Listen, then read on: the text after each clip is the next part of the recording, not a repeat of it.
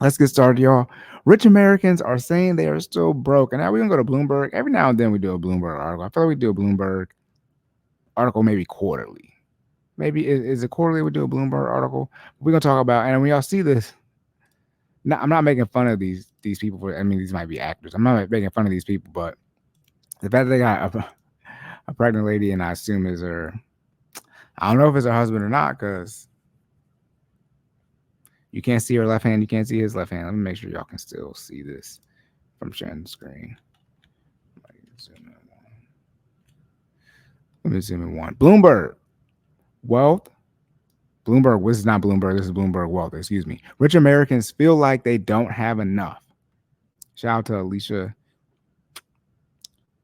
Jusevic. That's the person who did the photo. This is by Claire Ballantine, August 17th, 2023, 1 p.m. All right. Do you think you're rich?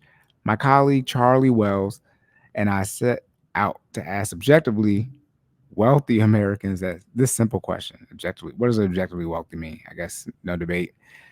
This is going to be a short article, short episode, but every now and then, and by every now and then I mean like every other paragraph, we run into words which I wish to clarify. I hope they tell us what objectively wealthy means when it comes to objectively wealthy Americans that they're stating here. Because I'm not sure exactly what that is. I've never seen anything saying what objectively wealthy is. Does that mean they have $1 million net worth, they make a certain income, DTI, as far as the debt to income ratio? Like, what exactly does that mean?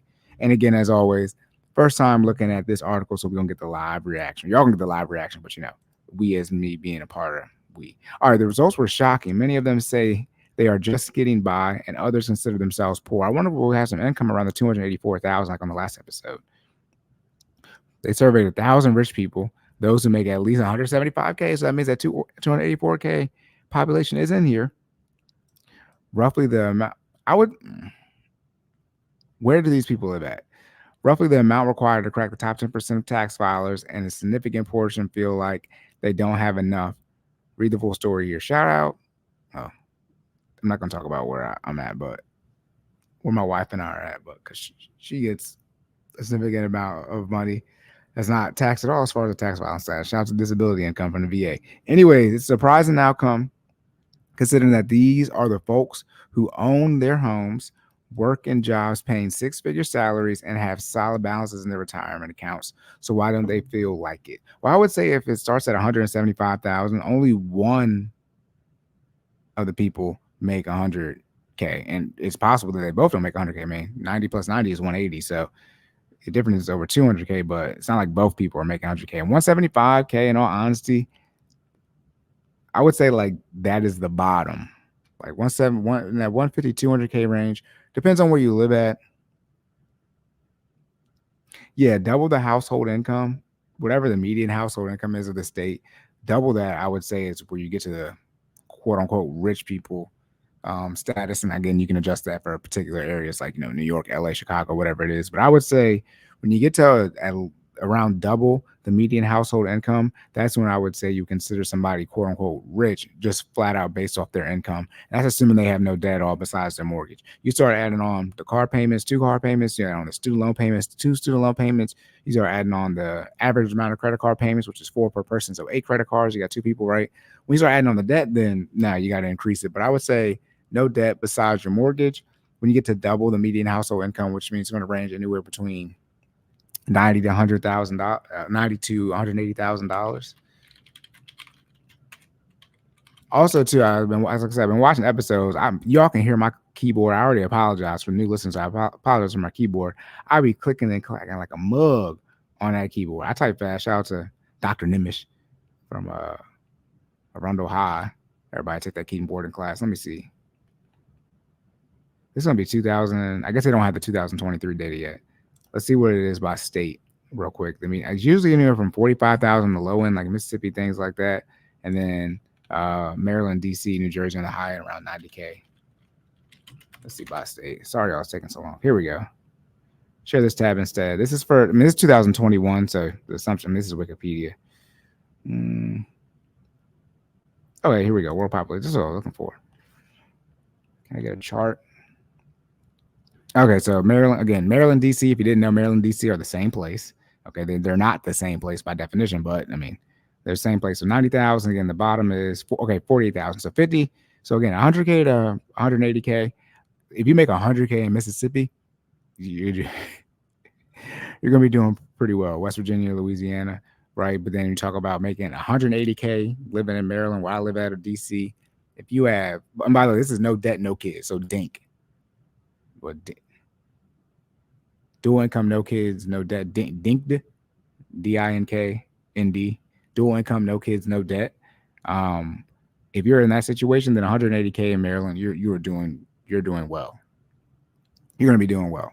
As long as your house is in a reasonable price range. Don't go out and buy, a crazy house. All right. But with all that being said, this 1,000 people, 175K, depending on where they ask these people, I know based off their tax filing status is that, but you gotta add in other financial markers to say someone's quote unquote rich, not just their income, especially how much people are living paycheck to paycheck, right? All right, and a significant portion feel like they don't have enough. All right, read the full story. Okay, read the full story here. Wait, why don't we have the full story? Yeah, I want the full story. Hold on, y'all. This is what I was looking for.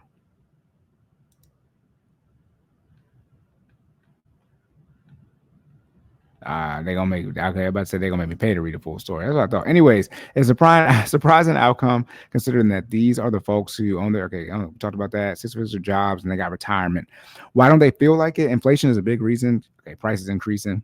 Getting this from August of last year, with everything from gas to groceries, which is inflation, to college tuition. Nah, I wouldn't say college tuition would make it so that people who make 175K don't have money because you don't have to pay for that like gas and groceries. Guess you ain't got to pay for gas now, right? If you go electric. Becoming more expensive, it takes more money than ever for the average American to feel financially secure. Not to mention, too, if you're in this 175K range, you're in the top 10% of tax filers, one would say you might be doing 529/ESAs. You're saving for college ahead of time. Hopefully. All right. It takes more money than ever for an average American to feel financially secure. In fact, more than half of respondents in our survey said they worry about money. The other big issue, comparisons to others. Okay. FOMO, keep up with the Joneses. With social media making it possible to see how your lifestyle stacks up against others. So social media, FOMO, y'all got to get off social media. It's the biggest drug. Now we're seeing the tripod warriors out here. See people setting up their tripod, going to Target, whatever it is. The tripod, I mean, if there were, I'm not a mental health professional, but the tripod people have a disease that is unreal. You've been diagnosed by Silent_Cory on the Corner Full of That podcast. If you see somebody posting up a tripod, I'm not saying you should call the police or like a mental health professional, but like they need help, and that's got to stop. That's just my 2 cents on that. Get off my soapbox real quick. With social media making it possible to see how your lifestyle stacks up to others, it's easy to feel inferior. Also, the more money you make, the more you tend to spend, also known as more money, more problems.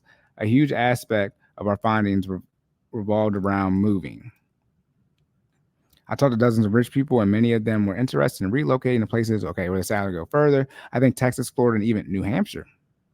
That led to us develop an interactive tool where you can see how far your money would go in other places across the country. Say you make 100. Okay, here we're going to get into the numbers based off where you live at. 100K in New York, your income would be 15.7% higher than the area's median. But in Albuquerque, New Mexico, you would be 71.4% higher than the median. I tell people all the time, 100K in New York, just like flat out based off the income in that area, is still 15% higher than the median income in that area. But the issue is the cost of living there. So what does this all mean? On one level, these folks are the ones who hold the power positions in society. Okay, mayors, business owners, doctors. If they don't feel rich, that could affect what kind of political stances they take and the amount they give to charity and other social programs. Cool. I guess if you have money, then you give to these people programs. If you don't have money, you don't have money. I think people who have money tend to lean conservatively. That's just the general logic with that. Obviously, people who have money are liberals as well, but